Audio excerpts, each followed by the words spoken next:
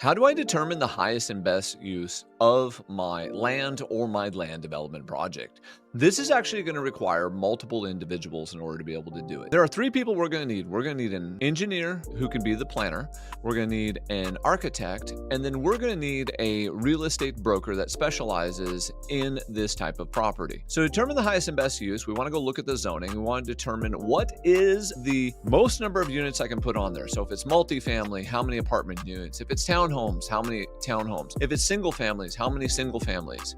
Now, I may be able to do a combination of each one, or mixed use, or general commercial. What I then have to do is I have to talk with the architect to get a skin or a footprint to establish the buildable area I have on the property and how many units I can fit there based on the zoning, based on the setbacks. Then when I know I can get 16 townhomes or I can get 32 apartment units, I can then go to the real estate broker and have them evaluate what the finished value of that product's going to be. Once I know the finished value, I can then work backwards with the cost of construction, with the land development, and the entitlement process to see this would be my net profit. That's how you figure out the highest and best use for a property. It's actually a lot more complex than just simply looking at it. P.S. This in itself is its own skill set and absolute art. And there will be times when the highest and best use could be something that you aren't familiar with, but because you're more familiar with townhomes, you end up building townhomes instead of doing apartments, or you end up doing single families instead of duplexes. You kind of get where I'm going with this.